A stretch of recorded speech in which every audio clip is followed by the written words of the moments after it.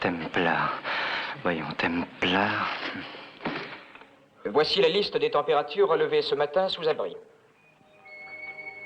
J'ai l'esprit un peu troublé. On vient de me dire à l'instant que les basses pressions qui sévissent dans certaines parties plus ou moins occidentales de l'Atlantique et les hautes pressions qui se déplacent depuis la mer du Nord risquent de se rencontrer quelque part, au-dessus de ma tête, demain matin de bonne heure. Et il semble qu'alors il pourrait pleuvoir, ou neiger, ou grêler, à moins que le temps s'éclaircisse et que le soleil brille.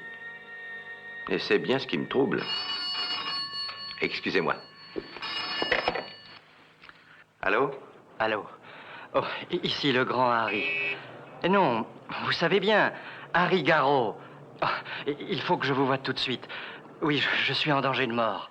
Venez chez moi, vous avez mon adresse. Oh, merci. Si quelqu'un peut m'aider, c'est Simon Templar.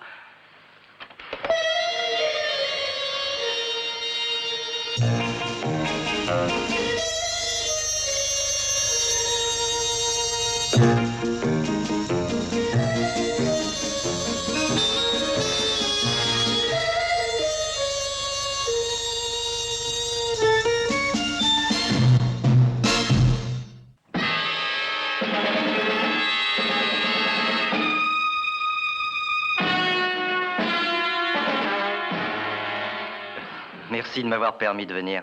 Mais de rien, Harry. Ravi de revoir une vieille connaissance. Alors, racontez-moi votre histoire. Il y a une semaine, à Regent's Park, j'ai pénétré dans une maison. Hein? La maison de qui? Celle d'un nommé d'Everest. Mark d'Everest? Vous le connaissez? Il est en relation avec le ministre des Constructions aéronautiques. Désolé, monsieur Templar, j'ignorais qu'il était de vos amis. Allons, Harry, remettez-vous, remettez-vous. Chez lui, il y a des tas de choses très précieuses, argenterie, bibelots, mais j'étais venu chercher seulement une lettre dans le tiroir de droite du bureau de monsieur d'Everest. Et pour le compte de qui? Eh bien, de même qu'on vous surnomme le Saint, cet homme se fait appeler le Scorpion. Le Scorpion? Vous trouvez ça drôle? Oh, oui. Pourtant, c'est très sérieux. Il a une sorte de garde du corps qui m'a suivi toute la nuit pour me tuer. Vous pouvez regarder si vous ne me croyez pas. Il est sûrement là. Tenez, regardez.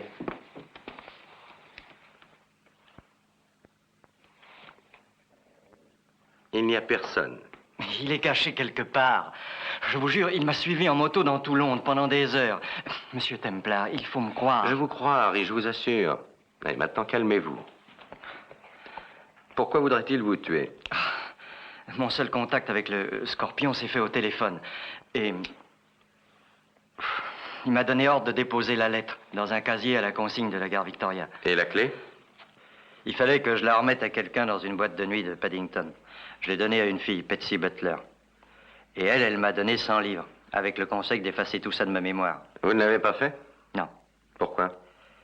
Parce que j'ai rien compris à ce que disait la lettre, mais j'ai bien compris ce qu'il voulait en faire. Du chantage? Oui. Écoutez, monsieur Templar, je suis loin d'être un ange. Cambrioler, d'accord. Me faire la main sur un portefeuille, d'accord. Mais le chantage, ça non. Continuez. Eh bien, je suis curieux de nature. Je suis retourné à Victoria, à la consigne. J'ai surveillé le casier. J'étais sûr de mon coup. Après 4 heures d'attente, il est arrivé. Je l'ai bien regardé. Et je n'ai pas pu lui mettre un nom, mais je saurais le reconnaître. Seulement, voilà. Lui aussi, il m'a vu. Oui, et il sait que vous pourriez l'identifier devant le tribunal. Ouais. C'est pourquoi il vous fait suivre. Ça n'est pas pour rire. Quand il s'agit d'affaires, il paraît qu'il est très dangereux. Écoutez, Harry, je voudrais y voir clair. Donnez-moi votre imperméable. Mais pourquoi? Il fait frais dehors. Vous allez rester ici, n'ouvrez à personne et écartez-vous de la fenêtre. Ah, j'oubliais, servez-vous à boire. Monsieur Templar, vous n'allez pas me dénoncer. En voilà une idée. Excusez-moi, mais où est-ce que vous allez? D'abord, je vais essayer de semer votre suiveur, et ensuite j'irai à Regent's Park rendre visite à Mark d'Everest.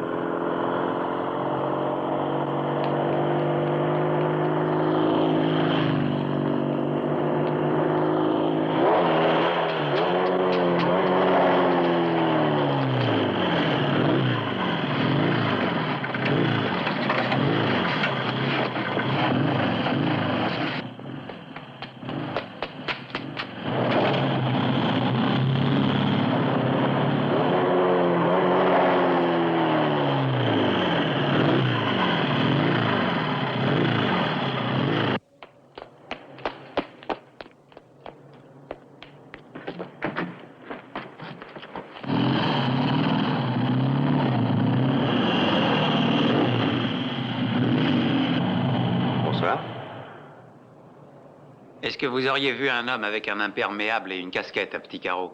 Non, désolé.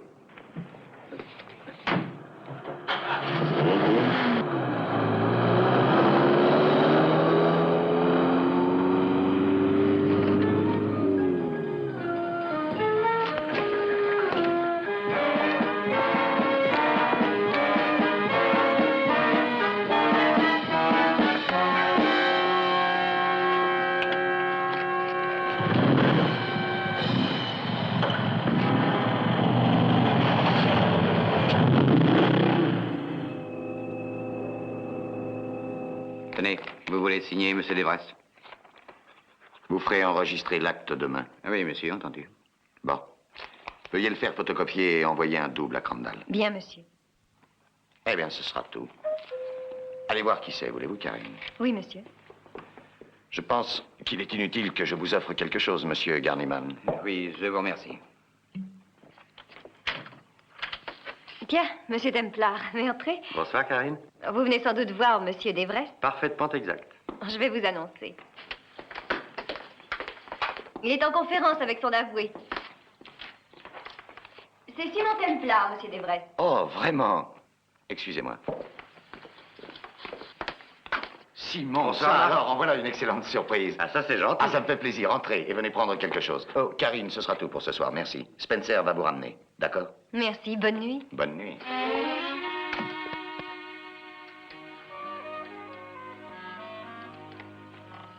Whisky et soda, n'est-ce pas? Vous ne passez pas par hasard, Simon. Qu'est-ce qui vous amène ici ce soir? La curiosité. Vraiment? À propos de quoi? C'est assez personnel. Je vais vous laisser seul. Non, non, restez, vous pouvez rester. Garniman est mon avoué. Vous pourriez en avoir besoin. À cet instant même, j'ai chez moi un individu qui vous a cambriolé la semaine dernière. Non, vous voulez rire? Comment, vous prétendez que c'est faux? Mon cher Simon, je ne vois pas du tout de quoi vous parlez. Il aurait, d'après ce qu'il dit, volé une lettre que vous aviez mise dans le tiroir de droite. Mais c'est absurde. Il dit également que vous êtes la victime d'un chantage. D'un chantage? Simon, c'est de la pure fantaisie. Pas de cambriolage, pas de chantage. Mais non, il a inventé ça de toutes pièces, c'est sûrement un mythomane. Ouais. Il a dû trouver son inspiration au fond d'une bouteille. Oui, et il s'est moqué de vous. Son histoire ne tient absolument pas debout. Excusez-moi. Allô, oui? Marc Devrest à l'appareil. Ici Patsy Butler, monsieur. Vous devez vous rendre compte de ce qu'il adviendrait de votre carrière si j'envoyais votre lettre aux journaux et s'il la publiait. Ah oui, je m'en rends compte, évidemment. Eh bien, amenez-moi ce soir sans faute 250 livres. Avec plaisir, mon cher. Où faut-il aller? Dans un cabaret de Paddington, qui s'appelle le Bird's Nest, vous avez noté. Oui, c'est noté. Il y a quelqu'un près de vous, cela se sent. On ne peut absolument rien vous cacher. Vous pouvez être là à 11 heures. Mais avec le plus grand plaisir, voyons. J'y serai. Je serai assise à la table, près de l'entrée. Je porte une robe de soirée noire avec une broche de diamant. Si vous n'êtes pas exact, monsieur Devrest, vous le regretterez. Monsieur Douglas, croyez que cela ne me dérange absolument pas. Je suis prêt à vous donner la somme nécessaire. Je vous en prie. Bonne nuit. Excusez-moi. Simon, vous prendrez bien un autre whisky, non? Non, non, merci, Marc. Il faut que je rentre. Désolé de vous avoir ennuyé. Pensez-vous? Votre ami doit peut-être souffrir d'hallucinations, non? Il va sûrement souffrir d'autre chose quand je lui aurai dit ce que je pense. Bonne nuit, Marc. Bonne nuit, monsieur. Bonne nuit, monsieur. Bonne nuit, Simon.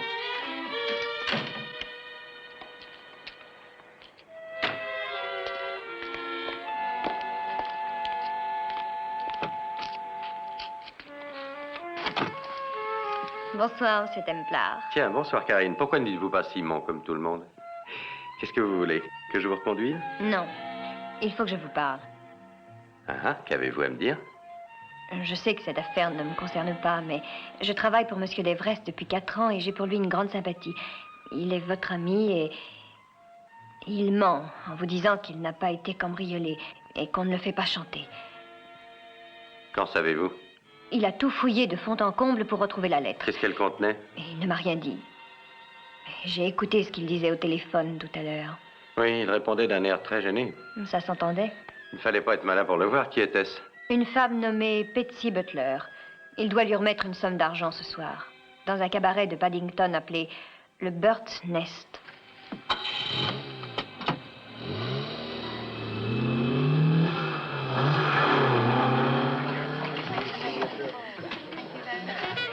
Bonsoir. Vous avez une carte, bien sûr. Non. Alors, vous êtes mes invités, ce qui est encore mieux. Et voulez-vous une table ici? Ou alors le bar? Le bar? C'est votre première visite à mon établissement. Oui. Eh bien, j'espère que vous vous y distrairez. Nous avons la musique, le vin et Sam. Bonsoir. Bonsoir. Sam est notre grand échanson. Mais je me présente, mon nom est Bird, Montgomery Bird. Et vous êtes le bienvenu ici. Eh bien, enchanté, monsieur Bird. Curieux type. Qu'est-ce que vous prendrez? Un whisky haut de sel. 2 whisky haut de sel, je vous prie. Bien, monsieur. Et ça doit être elle qui est près de l'entrée. Ce qui est sûr, c'est qu'elle répond à la description qu'elle a donnée d'elle. Oh, je n'arrive pas à comprendre. Mais qu'est-ce que M. Devrest a pu faire pour devenir sa victime? Je l'ignore. Merci. Gardez le reste. Merci, monsieur. Venez par ici. Dites-moi, est-ce que Devrest s'entend bien avec sa femme? Oh oui, très bien. Vous êtes sûr? Mais je vis avec eux. J'ai pu le constater. À votre santé. Oh, il est exact au rendez-vous.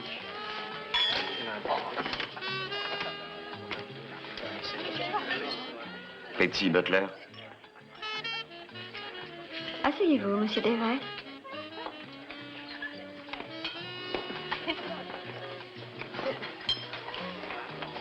Que voulez-vous boire? Rien.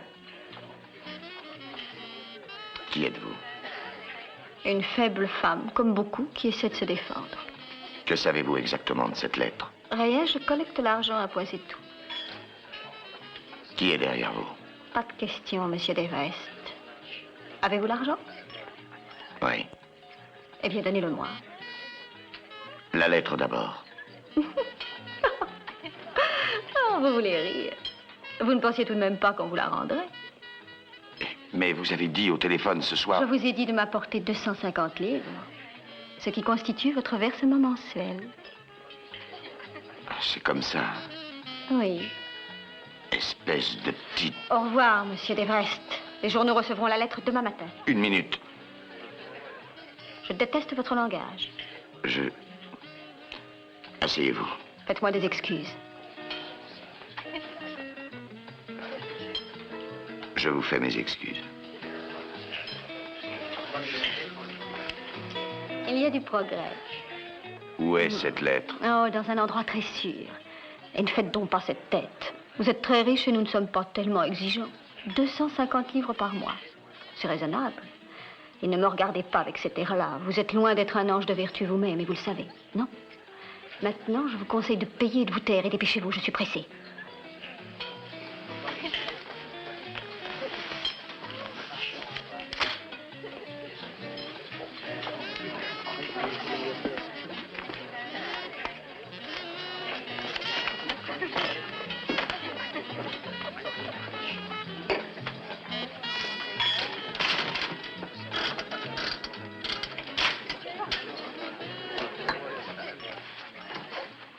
Bonjour. Alors, il s'est exécuté? Ils s'exécutent tous. Ah, tu es un ange. Tes 10%? Merci. Bon, je vais porter le reste au patron. Lui demander ma petite commission et on va faire un tour tous les deux. Quand tu voudras. Mais à vos frais. Ce bureau est privé. Ah oui? Vous appelez ça un bureau? Allez, laisse-moi passer.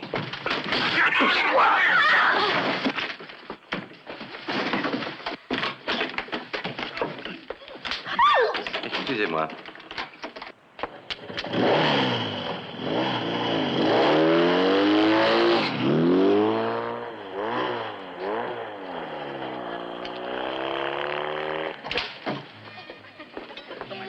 Vous ne l'avez pas vue? Si, et elle avait l'air pressée. Suivez-moi. Que s'est-il passé? Je vous le dirai en route.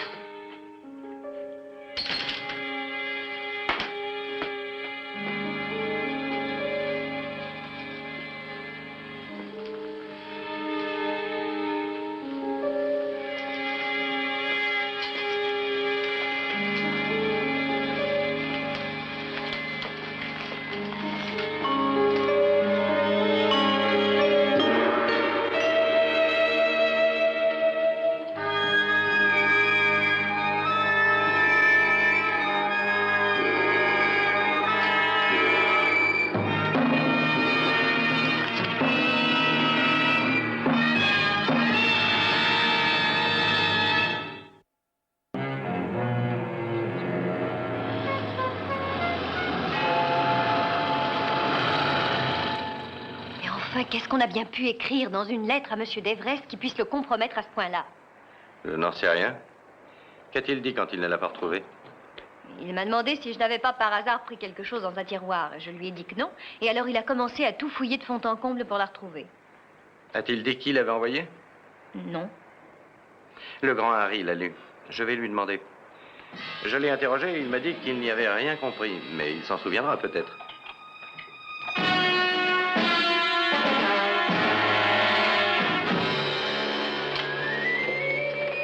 Oh, Simon! Appelez Scotland Yard au téléphone.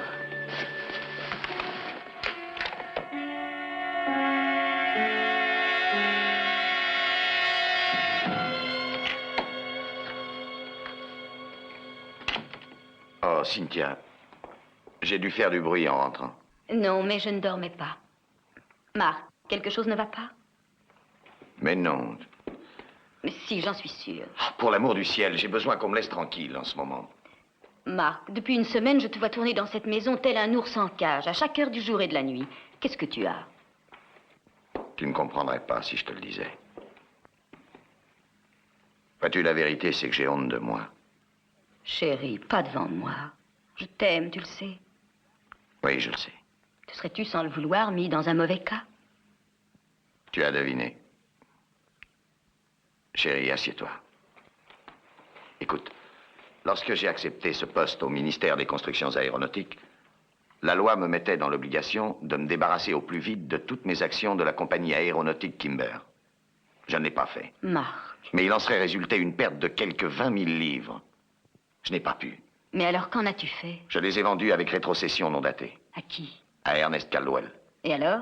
Alors, il m'a envoyé la lettre d'usage disant qu'il me revendrait des actions de la Kimber d'une valeur de 100 000 livres. Et voilà qu'il y a 15 jours, le ministre en personne annonce que la Kimber enlève le contrat pour la construction d'une série d'intercepteurs. Alors, tu vois dans quelle situation je me trouve. Cynthia, je ne suis pour rien dans ce contrat. Et je n'ai rien fait de malhonnête. Mais pourquoi alors es-tu si préoccupé? Une semaine après l'annonce de ce contrat, on a volé dans le tiroir de mon bureau la lettre de Caldwell. Marc. Oui, il y a exactement 7 jours. On me l'a volée le soir où nous sommes allés voir cette pièce, tu sais. Mais de toute façon, la lettre est tombée entre les mains d'une certaine Betty Butler. Qui? Elle est entraîneuse dans un cabaret. Une chose m'échappe. Qu'est-ce que c'est que cette entraîneuse? Et c'est une simple complice. Je ne l'avais jamais vue avant ce soir. Et elle m'a annoncé que je devrais payer 250 livres par mois, ou bien la lettre de Caldwell sera communiquée à la presse.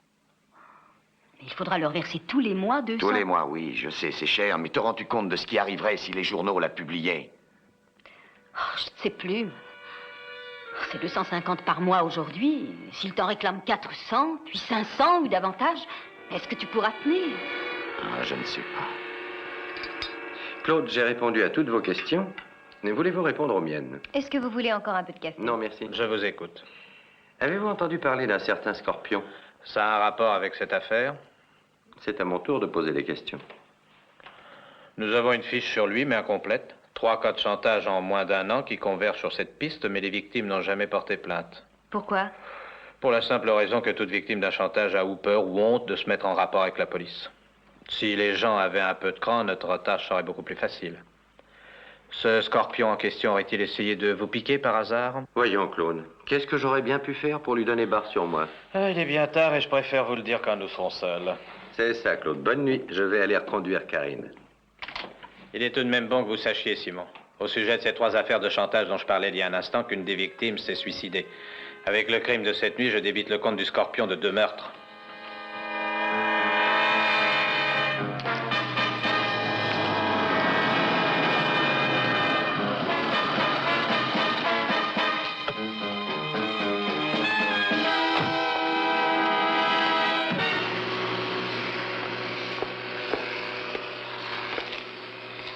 Bonjour. Désolé, monsieur. C'est fermé.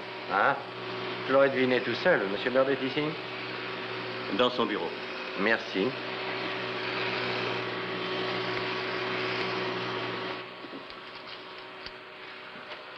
Qu'est-ce que vous venez faire ici? Oh, ne craignez rien, je n'en veux pas votre argent.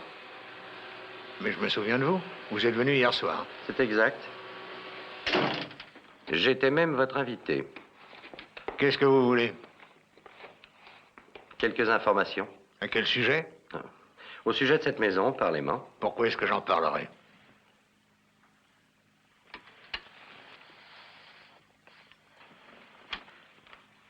Parce que je voulais demander. Bien. Le Bird's Nest est un établissement sans reproche. Oui, c'est ce que j'ai constaté. Peut-être pas de très grande classe, mais qui est néanmoins honorable. Qu'est-ce qu'il dissimule? Dissimule? Une officine de chantage. De quoi voulez-vous parler? Que savez-vous du Scorpion? Posez la question au parc zoologique. J'irai, mais en attendant, parlez-moi de votre ami au blouson de cuir et à la motocyclette. J'ignore de qui vous parlez. Et parlez-moi de Patsy Butler. Patsy, elle est entraîneuse et elle travaille ici. À quoi? Comme entraîneuse. Et ce qu'elle fait en dehors, c'est son affaire, et pas la mienne. Peut-être, mais c'est la mienne. Où est-ce qu'elle habite? Je n'en sais rien du tout. Ici, les entraîneuses vont où il leur plaît d'aller.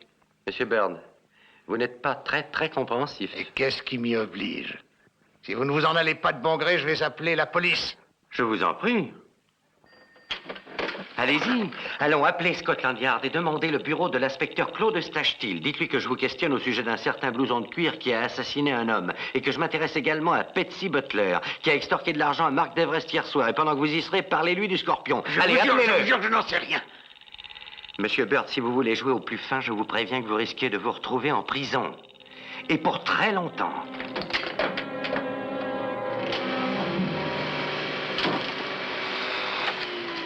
Excusez-moi de vous interrompre. Qu'est-ce qu'il y a? Patsy Butler. Oui, qu'est-ce que vous voulez? Son adresse. 210 boulevard Warp, à Putney.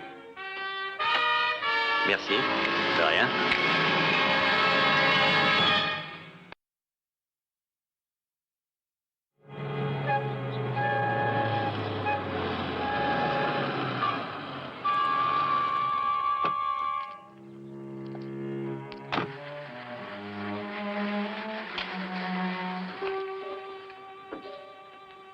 Je voudrais voir mademoiselle Patsy Butler. Vous la trouverez au 3, au premier étage. Et essuyez vos pieds, hein?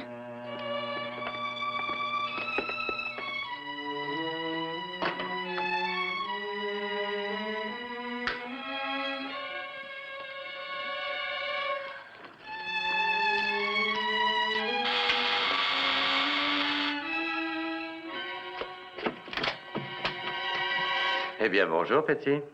Qu'est-ce que vous voulez?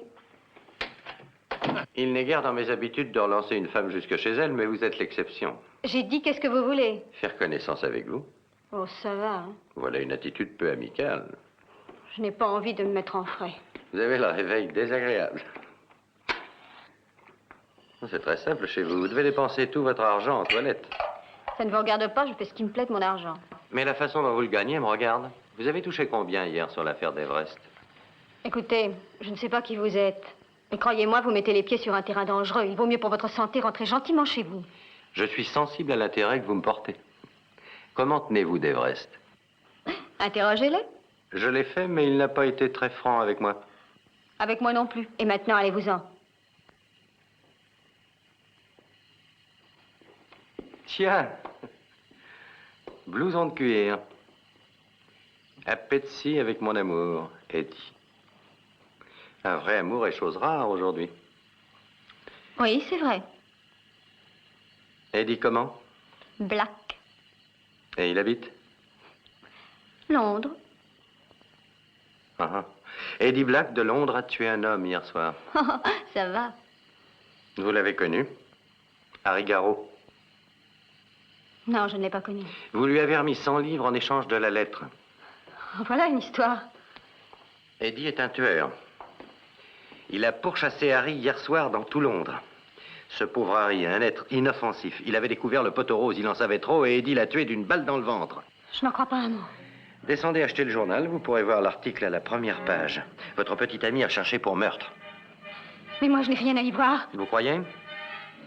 Vous faites chanter d'Everest. Non, pas moi, personnellement. Qui alors? Je n'en sais rien. C'est le Scorpion? Je n'en sais rien. Quel est son vrai nom? Je n'en sais rien, je Où vous est-ce dis. qu'il habite? Mais je vous jure que je ne sais pas. Mais Eddie travaille pour lui. Non! Je ne sais pas. Je n'en suis pas sûre. Betsy, vous êtes, comme on dit, dans le pétrin. Et le seul moyen de vous en tirer, c'est de tout dire. Je ne dirai rien. Non, j'ai trop peur. Je vous promets de veiller sur vous. Non. Non, je ne vous dirai rien. Maintenant, je vous en prie, allez-vous-en. Savez-vous comment c'est l'intérieur d'une prison de femmes? Vous aurez le temps de vous en rendre compte parce que vous y passerez les plus belles années de votre vie. Je vais vous laisser y réfléchir. Et si vous changez d'avis, appelez-moi.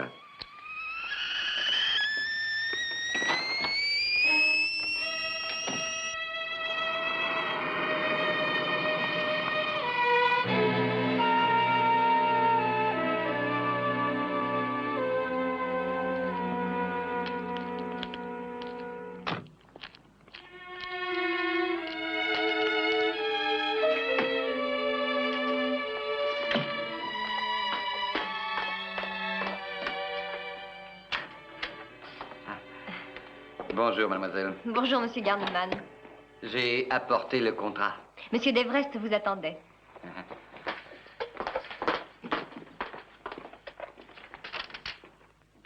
Oh, bonjour, Garniman. Bonjour. Merci, Karine. Vous pouvez aller taper le courrier que je vous ai dicté. Bien, monsieur Devrest. J'ai fait enregistrer le contrat en question. Asseyez-vous. Écoutez, avant de commencer, je dois vous faire un aveu. Hier soir, je vous ai menti. Menti? Je suis victime d'un chantage. Tout d'abord, j'ai cédé à la menace et j'ai payé. Mais ensuite, ma femme m'a persuadé que c'était la mauvaise solution. Mais pourquoi vous fait-on chanter? Eh bien, j'aime autant attendre pour vous le dire l'arrivée de Templar. Il ne va pas tarder.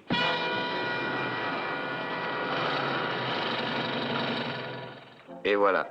Vous connaissez la situation. Je suis dans l'obligation de verser 250 livres par mois à cette femme. Ça vous choque, n'est-ce pas, Garniman? Oui, ça me choque énormément. Voyez-vous, Templar, Monsieur Garniman gravite dans un milieu infiniment respectable, mais très loin du nôtre. C'est celui des actes, des titres, des contrats. Il y a dans tout ce que je viens de vous dire de quoi l'étonner. Je n'ai pas l'esprit plus étroit que les autres membres de la profession, mais il se trouve que j'admire l'intégrité. Et c'est pourquoi je vous respecte. Alors, monsieur Garniman, voulez-vous nous donner votre avis? Monsieur Devrest, il n'y a pas deux solutions possibles. Prévenir la police. C'est cela, oui. Dites-leur toute l'histoire, ils vous protégeront. Ce qui revient à porter plainte contre X, nous n'en sommes pas sortis. Vous ne pourrez pas lutter vous-même contre ces gens. Je crois que si. En fait, j'ai commencé. Je suis déjà allé trouver Betsy Butler aujourd'hui. Et je lui ai fait peur. Et j'espère qu'elle va m'appeler dans les 24 heures. Je pense qu'elle sait qui est le Scorpion et ce qui est mieux, qu'elle va me l'apprendre. Je suis navré, mais je ne désire prendre aucune part à vos activités. Mais vous n'aurez aucun risque à courir. Ainsi que vous le disiez à l'instant, je suis vraiment trop à l'écart de ce genre de choses. Bon, écoutez. Si nous accordions à Templar un délai de 24 heures, en cas d'échec, je vous promets d'avertir la police. Si vous voulez, j'attendrai de vos nouvelles. Merci. Et ne pensez pas trop de mal de moi. Si les hommes ne faisaient jamais rien d'illégal, ou seulement de stupide, les hommes de loi mourraient de faim. Oui, bien sûr. Merci de votre compréhension.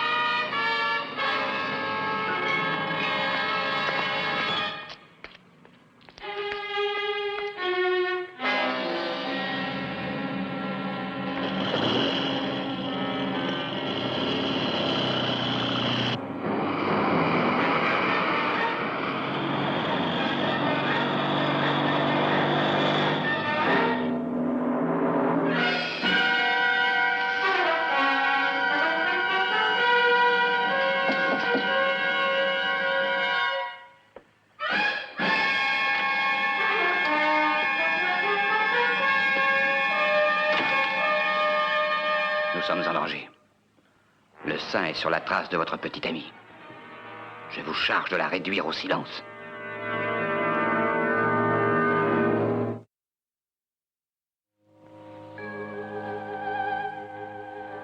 Que dites-vous de mes pensionnaires? Ils sont splendides, hein? Ils sont horribles. Pourquoi? J'ai pas, il me donne la chair de poule. Ils sont comme vous, Eddie. Avides et cruels. Attrapant tout ce qu'ils peuvent. Et tuant ce qui leur résiste. Et remettez-leur le couvercle. Ils obéissent à leur nature. C'est là le secret de la puissance. Vous dites? Je veux dire que l'homme est un animal et qu'il est naturel qu'il se comporte comme tel. Renier l'animal qui vit en nous nous affaiblit, nous rend plus pauvres. Un scorpion peut tuer un homme?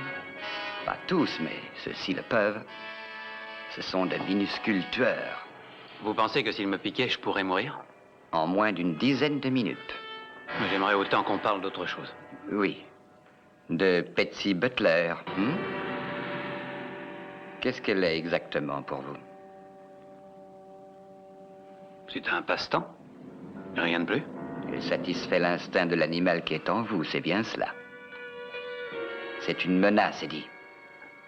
Ce qui veut dire? Qu'il faut la mettre à tout prix hors d'état de nuire. Entendu, je m'en occuperai. Bon. Continuez dans cette voie, Eddie, et je vais faire de vous un homme riche et puissant. C'est bien là-dessus que je compte.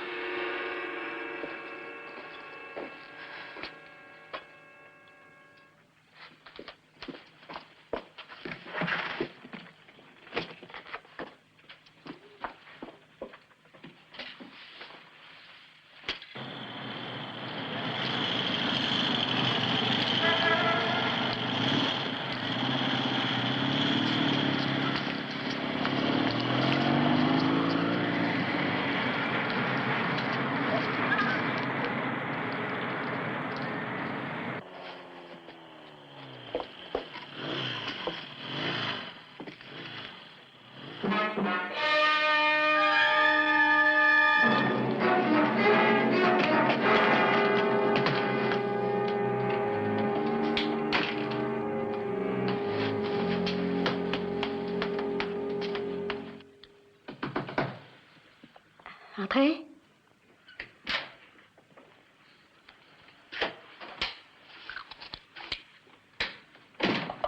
Bonjour, chérie.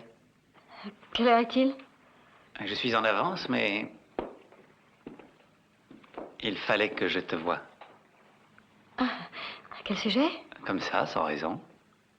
Eh, on dirait que tu trembles. Oh, j'ai sans doute pris froid. Oh, que c'est dommage. Cet homme qui nous a surpris dans le bureau hier soir, Oui, eh bien. tu ne l'aurais pas revu? Tu veux rire? En simple supposition. Je ne suis pas sortie aujourd'hui. Il n'est pas venu ici, non? Bird dit qu'il aurait eu ton adresse par Sam ce matin. Et il a eu mon adresse?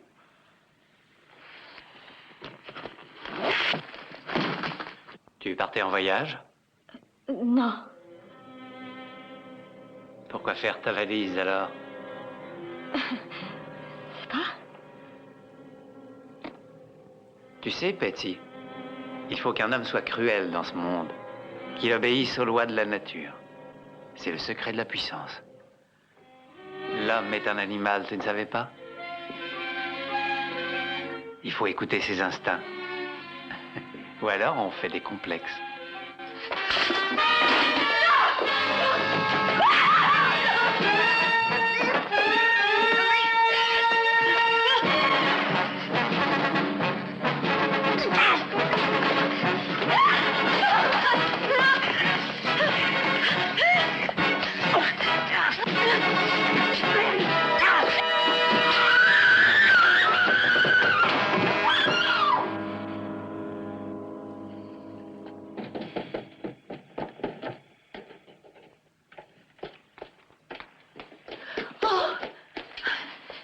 Bertie, appelle une ambulance. Mademoiselle Patsy vient de tomber dans l'escalier.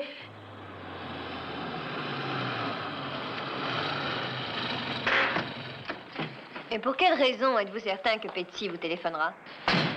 Elle a peur. Faire du chantage est une chose. Être mêlé à un meurtre, c'est autre chose. Et là, rien ne va plus, après vous. J'ai réussi à lui faire admettre que son ami avait tué Harry. Tiens, Noël est en avance. Entrez.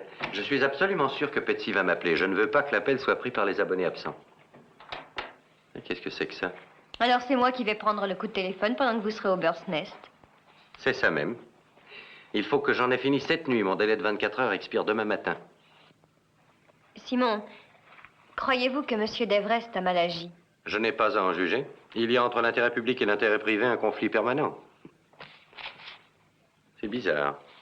Qu'est-ce qu'il y a? Il n'y a pas de carte. Rien du tout. Un beau travail. Oui. Mais qui m'a envoyé ça? Probablement le message d'adieu d'une femme. Voyez s'il y a une carte dedans.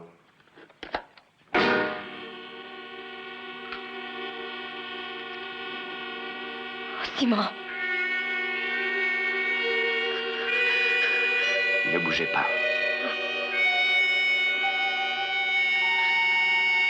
Je vais me trouver mal. Ne faites pas un geste. Et ne criez pas. Attention.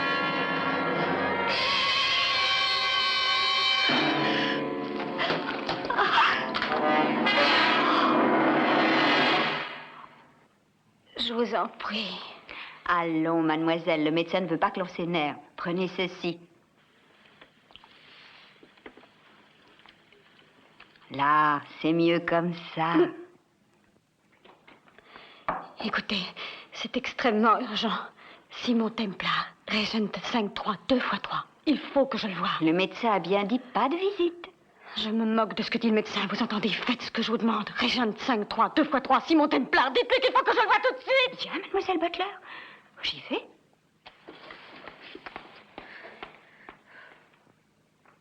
Je vais vous remplir votre verre.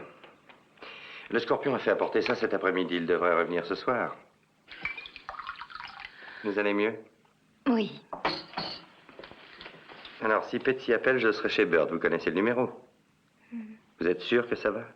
Oui, je me sens bien. Soyez tranquille.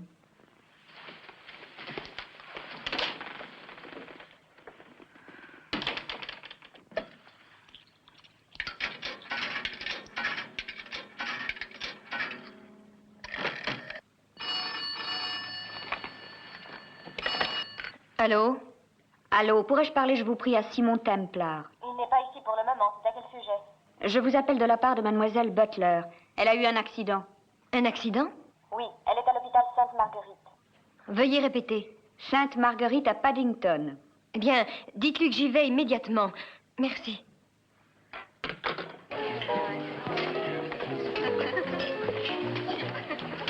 Bonsoir, Sam. Bonsoir, monsieur. Betsy Butler est ici? Non. Elle vient plus tard. Mais elle vient bien tous les soirs, n'est-ce pas?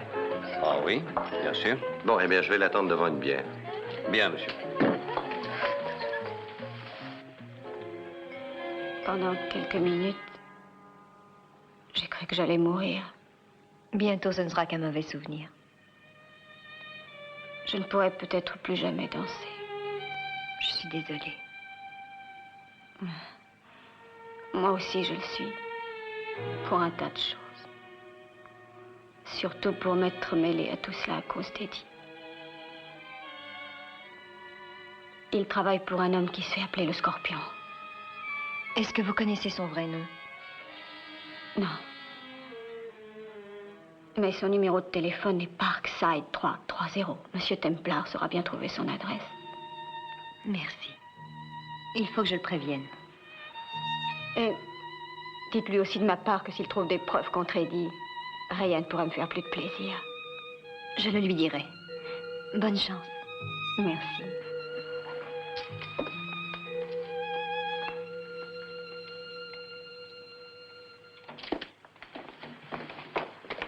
Oh, Monsieur Garniman. Vous venez de voir Betsy? Oui, Nous avons appris l'accident et M. d'Everest a pensé qu'elle pourrait peut-être parler. c'est ce qu'elle a fait. Elle vient de me donner le numéro de téléphone du Scorpion. Excellent. Il faut prévenir tout de suite la police. Oh, j'ai promis à Simon de le prévenir d'abord. Ah. Où est-il? Dans un cabaret, le Bird's Nest. Je vous accompagne. Prenez le volant, mademoiselle Bates. Et obéissez à la lettre à mes instructions.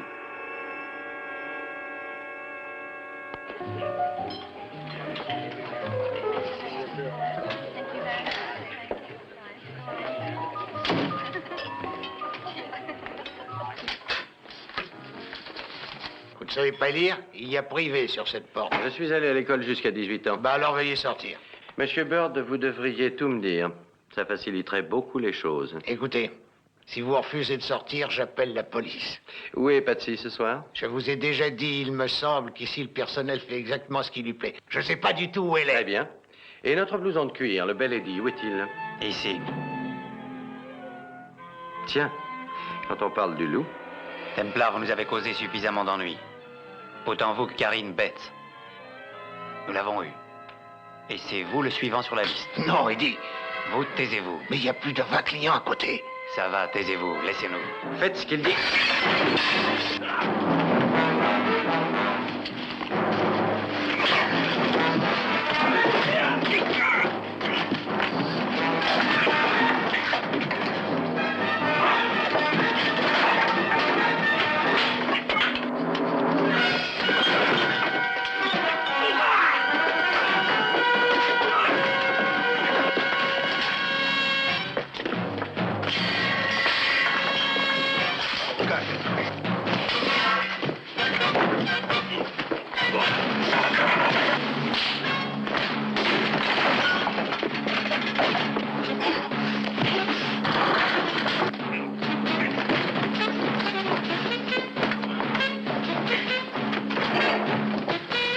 La police.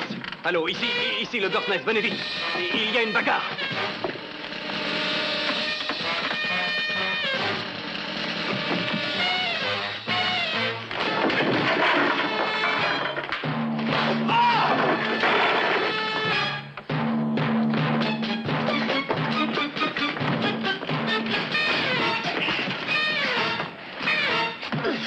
Où est Karine? Où est-elle, Eddie, ou je te tue? Au 28 Mayton Road, à Hampstead. Qui est le scorpion? C'est Gard Niemann. Par ici. Ils sont par là. Il n'est pas mort. Par l'autre porte.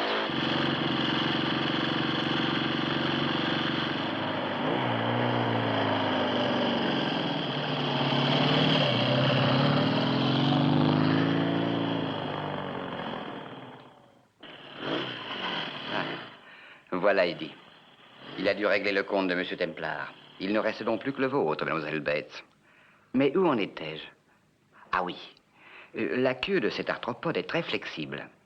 Son arme se compose d'un dard très acéré et creux par lequel se déverse le poison sécrété par une glande.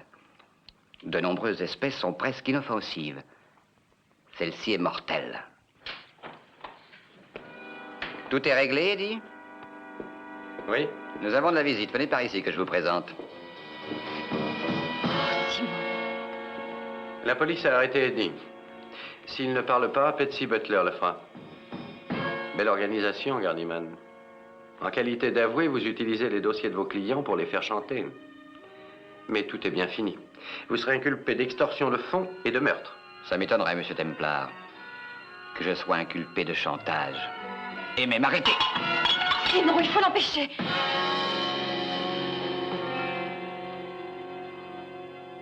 Trop tard, mademoiselle. Ils piquent quand on les dérange. Une légende dit, Monsieur Templar, que le scorpion, face à une situation sans espoir, préfère se donner la mort. Je l'ai toujours admiré pour cela. Simon, ne pouvez-vous rien? Non. Templar, vous pouvez quelque chose. Vous pouvez baisser votre arme et écouter ce que je vais dire. Je ne pourrai pas vous le répéter. Parce que dans 10 minutes, je serai mort. Alors il a tout reconnu. Une vraie toile d'araignée tendue sur une douzaine de ses clients. Il m'a remis votre lettre. Et il est mort avant que la police arrive. C'est absolument incroyable. J'avais en lui une confiance immense. Et vous n'étiez pas le seul. Entre-temps, j'ai vendu tout le paquet d'actions de Kimber, ce qui me met à l'abri de toute autre tentative. C'est une affaire réglée. Oui, grâce à Simon, c'est une affaire réglée.